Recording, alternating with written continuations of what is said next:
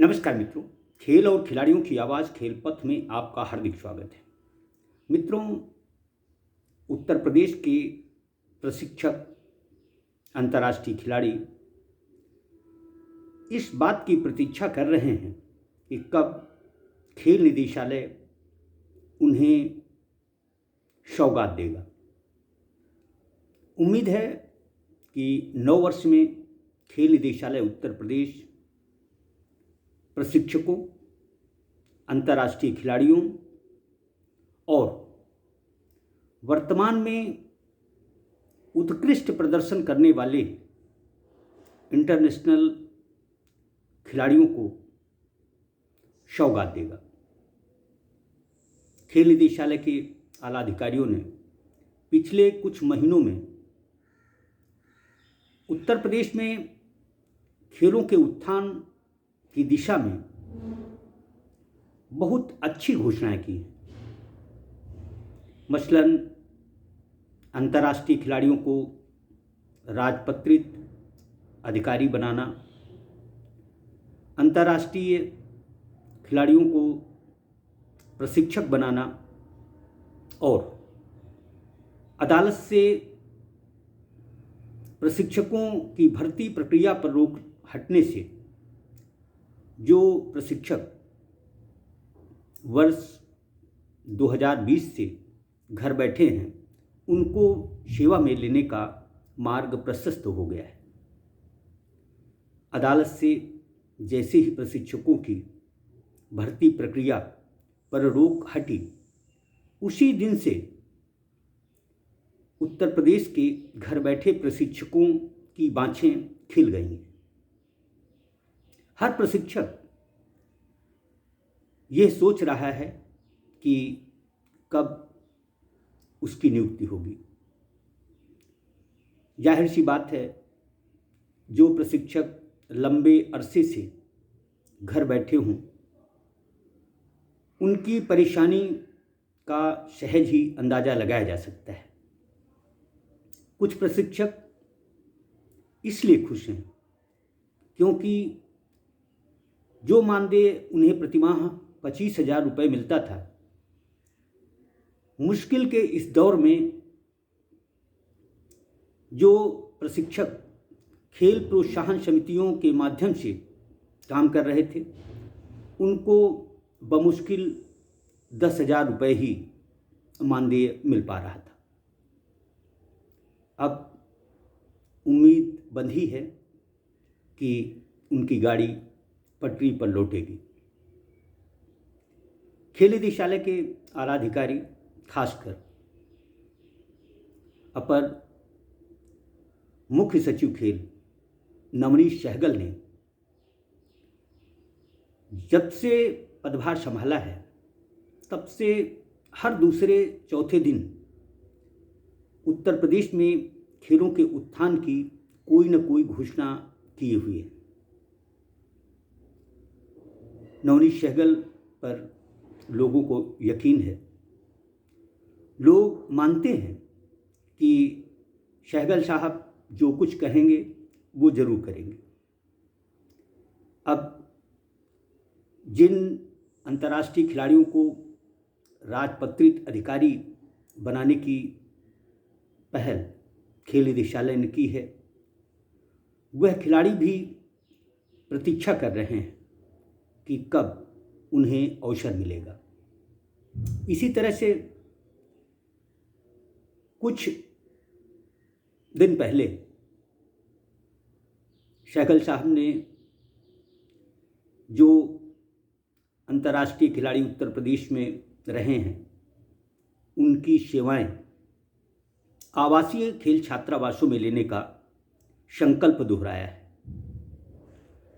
यद्यपि अभी किसी भी पूर्व खिलाड़ी के पास खेल निदेशालय की तरफ से नियुक्ति का परवाना नहीं पहुंचा है, लेकिन समाचार पत्रों में नाम प्रकाशित हो जाने के बाद हर वह खिलाड़ी उस शुभ दिन का इंतजार कर रहा है। दरअसल आश्वासन, घोषणा इनका महत्व तभी है जब समय रहते उसका लाभ खिलाड़ियों और प्रशिक्षकों को मिल जाए। यद्यपि पूर्व खिलाड़ियों को प्रशिक्षक बनाने के मामले में कई तरह के पेच हैं। जैसे भारतीय खेल प्राधिकरण अंतर्राष्ट्रीय खिलाड़ियों को प्रशिक्षण के वास्ते जब रखता है तो उनकी अधिकतम उम्र 40 साल रहती है। दूसरी, अंतर्राष्ट्रीय प्रशिक्षकों को अंतर्राष्ट्रीय खिलाड़ियों को प्रशिक्षक बनाने से पहले उनको ट्रेनिंग दिलाना भी बहुत ज़रूरी है। अंतर्राष्ट्रीय खिलाड़ी होना और प्रशिक्षक होना दोनों में बहुत फ़र्क है। भारतीय खेल प्राधिकरण जहां अंडर 40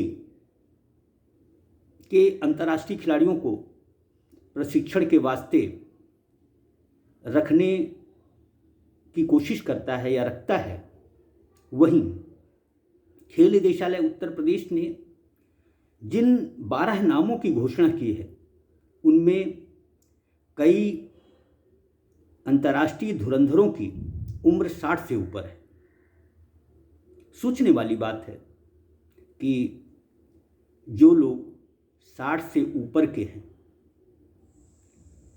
वह प्रतिभाओं को भला किस तरह प्रशिक्षण दे पाएंगे।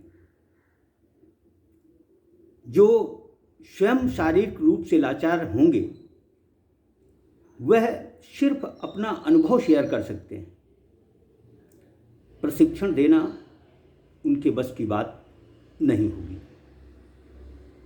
एक खिलाड़ी ने हिम्मत जुटाकर सच कहा भी और मुकर भी गया।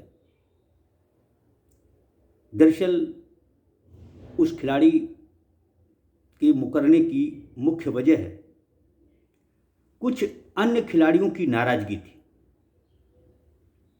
उसे लगता है कि यदि मेरे सच कहने से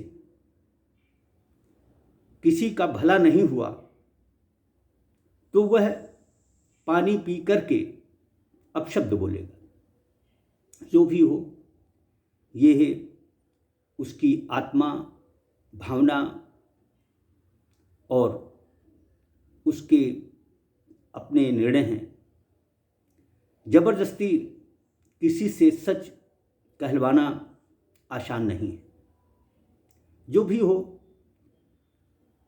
उत्तर प्रदेश के प्रशिक्षकों, अंतर्राष्ट्रीय खिलाड़ियों को उम्मीद है, भरोसा है सहगल साहब कि वह अपने रहते हुए कुछ ऐसे निर्णय, ऐसे काम कर जाएंगे जिनकी उनके न रहने के बाद नज़ीर ली जाएगी। उनके काम नज़ीर बने,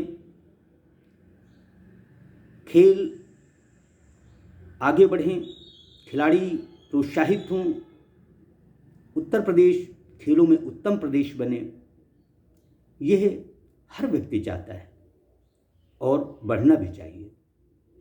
उत्तर प्रदेश में प्रतिभाओं की कमी नहीं है, सुयोग्य प्रशिक्षकों की कमी नहीं है, अंतर्राष्ट्रीय खिलाड़ियों की भी कमी नहीं है।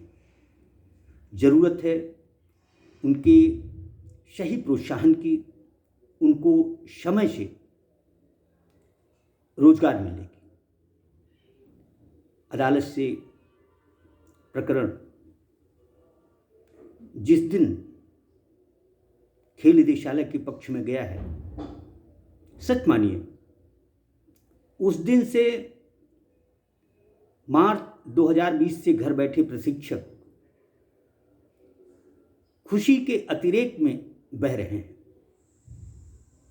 उनको एक एक दिन मुश्किल में बीत रहा है। वह चाहते हैं कि अतिशीघ्र उनकी ज्वाइनिंग हो। कुछ प्रशिक्षक पूर्व में अपनी दक्षता दिखा चुके हैं, उनकी सिर्फ सूची निकलना है। ऐसे खिलाड़ी भी, ऐसे प्रशिक्षक भी दुआ कर रहे हैं कि भगवान उनका भला करे। जो भी हो, अब देखना ये है कि नववर्ष में खेल निदेशालय किसको किसको और किस तरह की सौगात देता है। समय करीब है नववर्ष आने में भी, और मुझे भरोसा है कि नववर्ष में उत्तर प्रदेश में खेलों के लिहाज कुछ न कुछ अच्छा होगा और अच्छा होना भी चाहिए।